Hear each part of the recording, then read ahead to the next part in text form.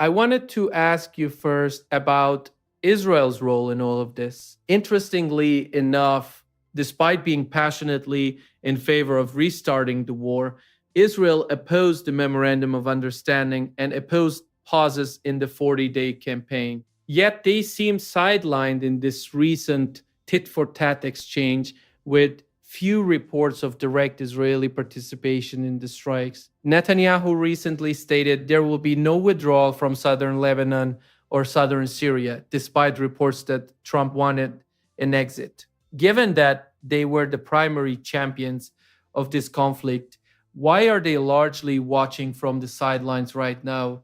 And what is Israel's current strategic role? Yeah, this is a great question. This is an issue that doesn't get a lot of attention these days.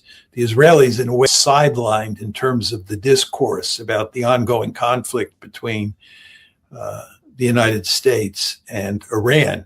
And it's paradoxical because the Israelis played such an important role in getting the United States involved in this war, and they played such an important role in the 40-day bombing campaign. But now they don't seem to matter much in terms of the U.S.-Iran conflict.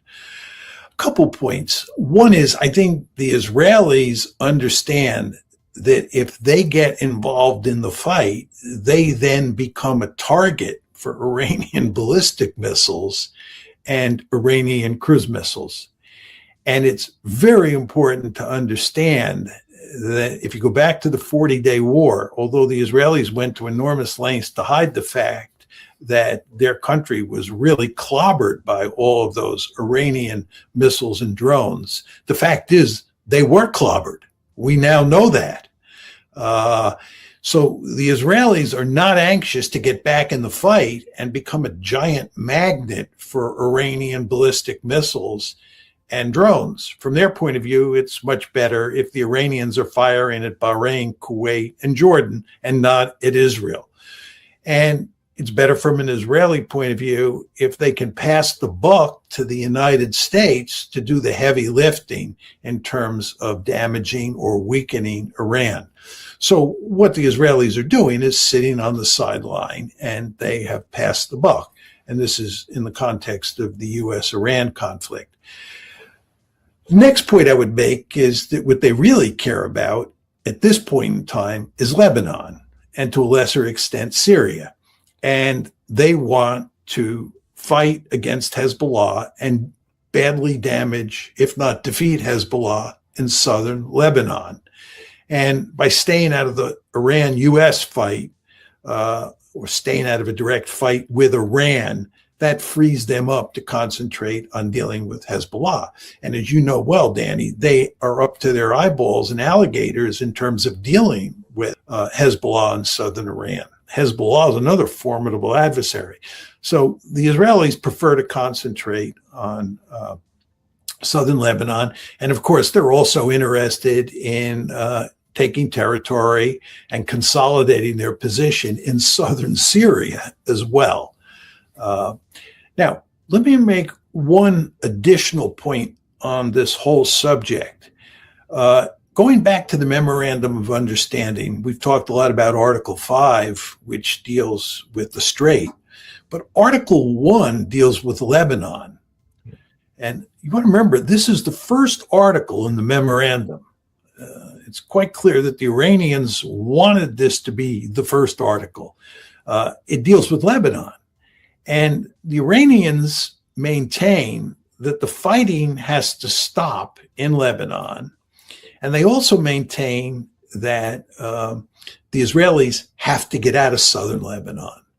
And of course, the Israelis have made it clear they have no intention of getting out of southern Lebanon or getting out of southern Syria. I think, Danny, when we get back to negotiating again, when President Trump gets back to negotiating again with the Iranians, that the Iranians are going to play tougher this time on the southern Lebanon issue than they did last time. I think after the 17 June Memorandum of Understanding was signed, it looked like the Iranians were willing to look the other way on the issue of Israel abandoning southern Lebanon. I think that was the one issue that the Iranians did not appear to be committed to defending. I would imagine the next time you have a negotiation, that what you're going to see is that the Iranians are going to play hardball with the Americans on the presence of Israel in southern Lebanon. And I think the Iranians are likely to say, we're not going to negotiate until you get the Israelis out of southern Lebanon, period, end of story. Now, I'm not saying that's axiomatically going to happen, but my sense is that the Iranians are going to be tougher customers to deal with moving forward than they were when we were in the process of putting together the June 17 Memorandum of Understanding, which is consistent with my argument, Danny, that with the passage of time, the coercive leverage that the Iranians have increases. In other words, the balance of coercive leverage between the United States and the Iranians moves in Iran's direction as time goes by. And that, of course, is what's happening. So I wouldn't be surprised if next time we see the Iranians playing, acting in a tougher way with regard to southern Lebanon and the Israeli military presence in southern Lebanon.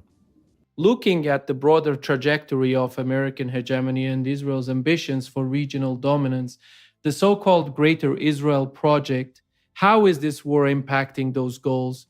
Donald Trump recently posted on Truth Social that the US doesn't need or desire assistance from NATO, Japan, Australia, or South Korea, calling America the most powerful country in the world that needs help from no one. He repeated similar sentiments at a defense forum in Pennsylvania.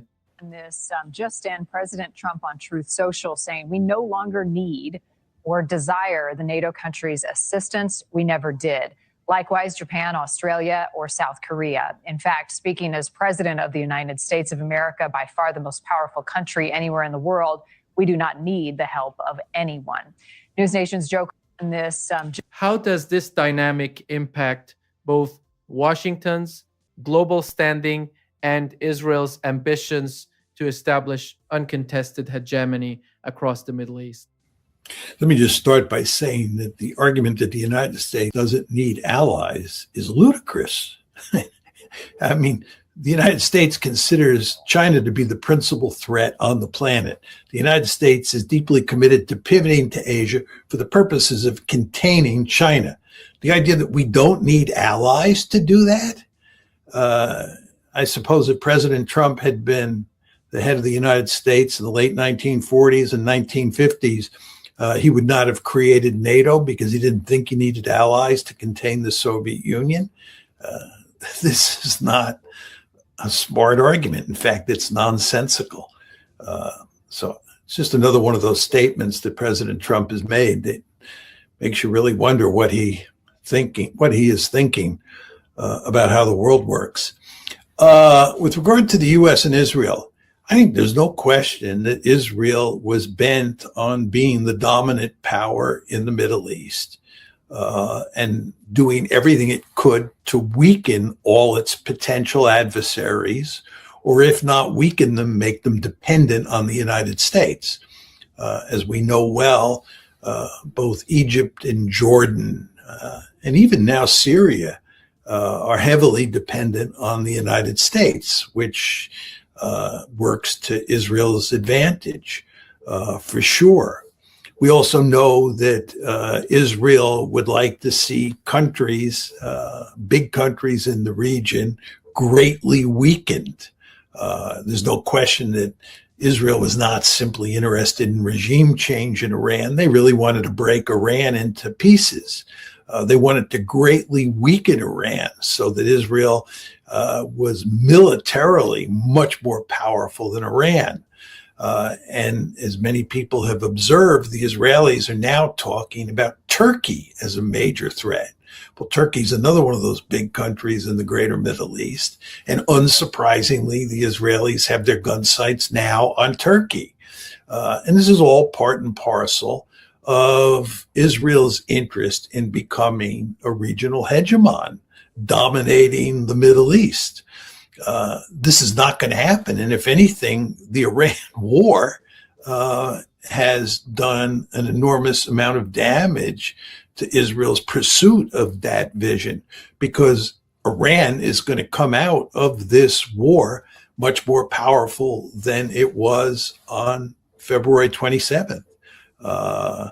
From the point of view of Israel, this war, the war between Iran on one side and the United States and Israel on the other side, has been a strategic disaster. No goals have been achieved.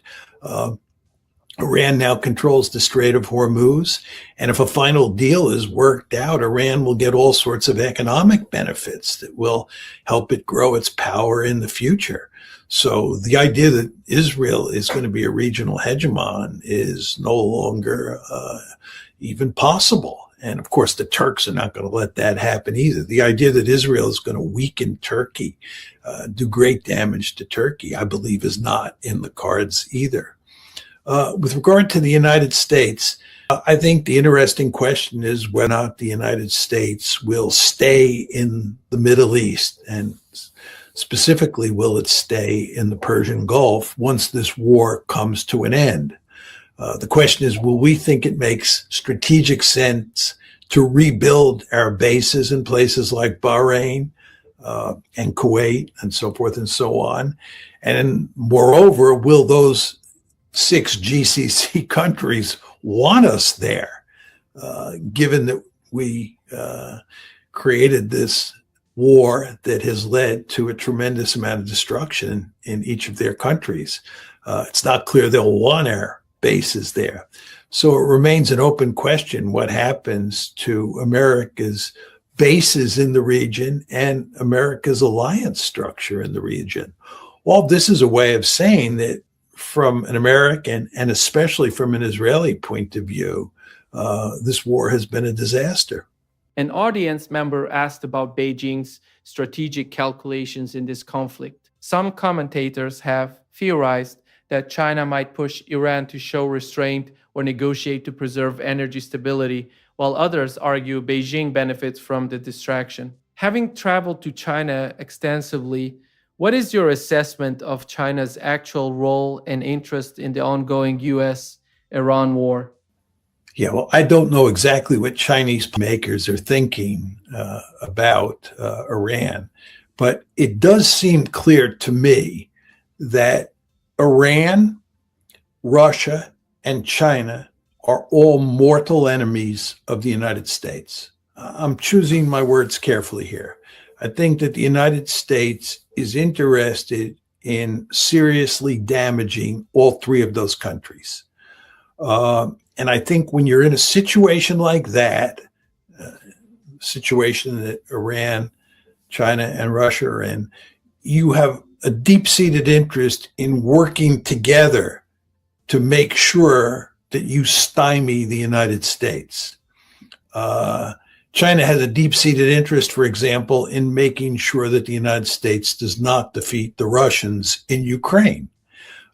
Furthermore, both Russia and China have a deep-seated interest in making sure that the United States loses in its war against Iran. It would be to their advantage for sure.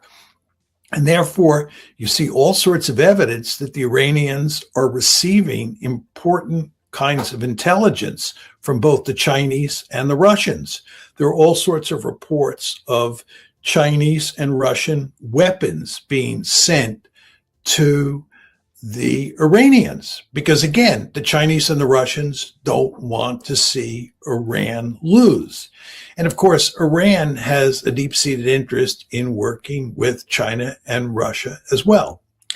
To take this a step further, because the question had mainly to do with China, if you're China and you're worried about having the United States in your backyard, having the United States in your face, if you're worried about the United States pivoting to Asia to contain you, the idea that the United States gets sidetracked by launching a war in the Middle East that turns into a protracted war is wonderful news. The war in Iran has caused the United States to pivot away from East Asia so that it has sufficient forces in the Persian Gulf to fight against Iran. This is manna from heaven for the Iranians. For the Chinese.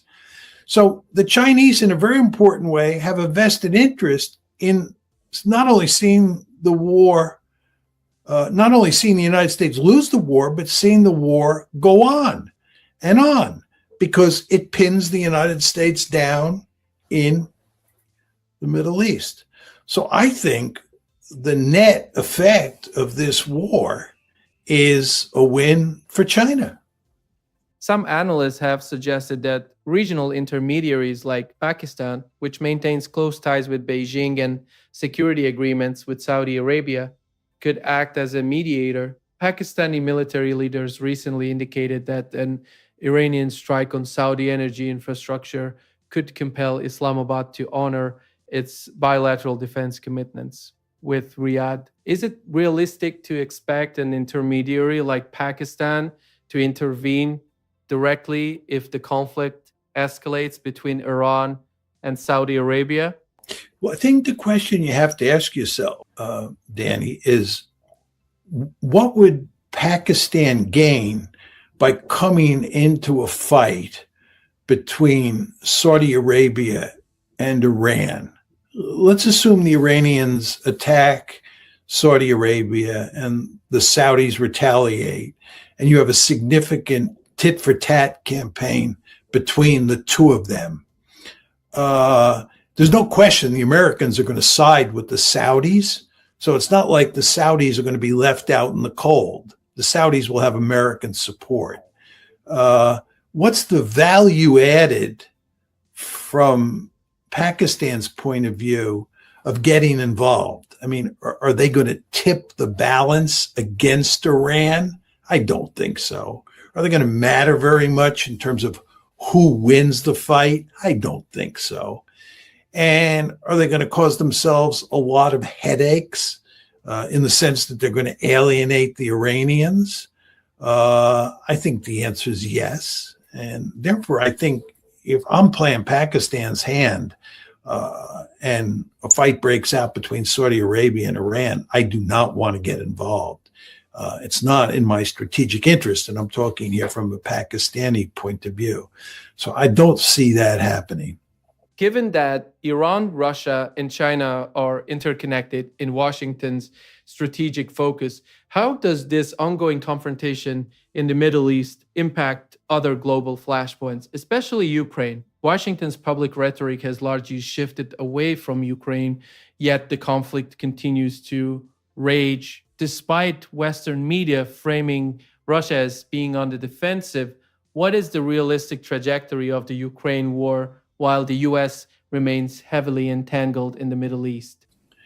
Well, I think that when you talk about the Ukraine war, you have to separate what's happening on the battlefield from this long-range drone campaign that the Ukrainians are waging against the Russian homeland. I think if you look at what's happening on the battlefield, I think the Russians are winning. I think the Ukrainians are in trouble. And I think there's no question that the Russians are not winning quickly. It's a slow victory. There's no question about that. But the Russians are slowly rolling up the Ukrainians.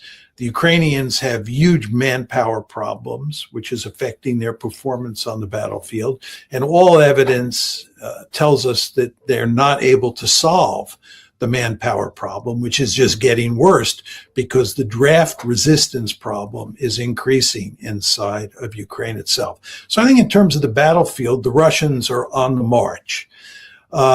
It's the long-range drone war that Ukraine is waging with help from the Europeans and the United States against the Russians that most people in the West and in Ukraine see as Ukraine's ace in the hole. This is how Ukraine can get a favorable outcome to the war. And if you look at what President Trump said and how he acted in France in mid-June at the G7 meeting, and then you look at what he said and how he acted in early July at the NATO meeting in Ankara, it looks like President Trump has recommitted himself to trying to do great damage to Russia with this drone campaign. President Trump seems to be very enthusiastic about this long-range drone campaign that the Ukrainians are waging against Russia, and he wants to support it.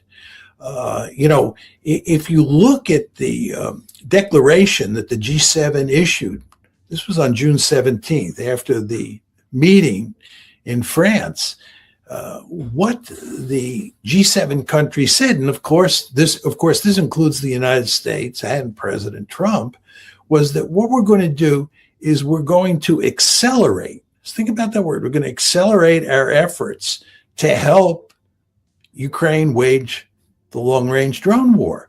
Furthermore, it said that we were going to continue to push hard to do more damage to the Russian economy. This clearly signifies to me that President Trump is still in the fight against Russia in Ukraine. You remember last August 2025, this was during his first year in office, he went to Anchorage where he met Putin, and it looked like Russia and the United States were going to have some sort of major rapprochement as a result of this meeting in Anchorage. And that continued to be the case through most of